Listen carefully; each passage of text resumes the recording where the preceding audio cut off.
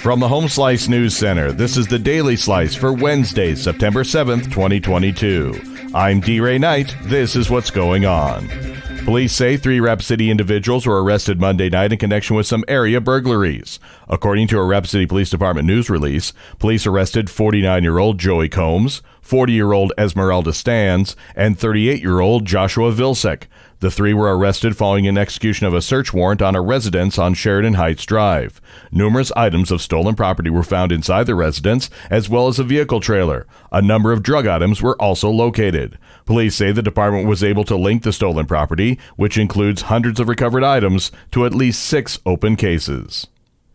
A man has died in a motorcycle crash in the Black Hills. Amy Rose has more. One man died late Saturday night in a motorcycle crash north of Hill City. The name of the person involved is not yet being released pending notification of the family members. Preliminary crash information indicates that a 2012 Harley-Davidson touring motorcycle was southbound on U.S. Highway 385 when it crossed the center line into the northbound lane and hit a guardrail. The 72-year-old driver was thrown from the motorcycle and was pronounced dead at the scene. He was wearing a helmet.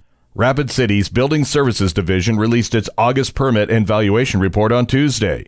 It shows 237 building permits were issued in August, with a total valuation of $15.73 million. The city has issued a total of 1,907 building permits so far in 2022, worth nearly $296 million. That total eclipses the January to August valuation from 2021, with 3,111 building permits issued, with a combined valuation total of $245.82 million. In national and international news, here's the latest on the war in Ukraine. North Korea is apparently moving to sell millions of rockets and artillery shells, many of them likely from old stock, to its Cold War ally Russia. U.S. officials say it shows Russia's desperation with the war in Ukraine and that Moscow could buy additional military hardware from North Korea. Russia has called a U.S. intelligence report on the purchasing plan fake. The ammunition North Korea reportedly intends to sell to Moscow are likely copies of Soviet-era weapons that can fit Russian launchers.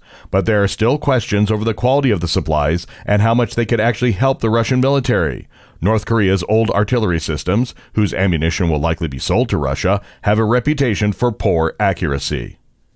Meanwhile, shelling continues around the Zaporizhzhia nuclear power plant. Amy Rose has the details. A Ukrainian official says Russia has renewed its shelling in the area of Ukraine's huge nuclear power plant. The attack Wednesday comes a day after the UN Atomic Watchdog Agency pressed for the warring sides to carve out a safe zone to protect against a possible catastrophe. A Ukrainian regional governor said a city on the opposite bank of the Dnieper River from Europe's largest nuclear power plant was fired on with rockets and heavy artillery. The report couldn't be independently verified. The fighting near the plant has caused international alarm amid fears of a nuclear catastrophe. A former state representative endorsed by former President Donald Trump, Jeff Deal, has won the Republican nomination for Massachusetts governor over businessman Chris Doty, who was considered the more moderate candidate in the race.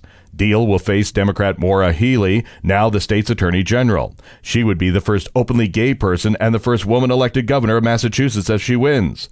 The state's current governor, Republican Charlie Baker, decided against seeking a third term. Republican voters made Massachusetts the latest blue state to nominate a Trump loyalist in a high-profile race. Your weather forecast from the Home Slice Weather Center. Sunny with record high temperature of 102. Low tonight, 73. And that was your Daily Slice for Wednesday, September 7th, 2022. The Daily Slice is a production of Home Slice Media Group, hosted by D-Ray Knight with Amy Rose. Executive producer Mark Houston. Engineered by Chris Jacquez. I'm D-Ray Knight. Have a great day.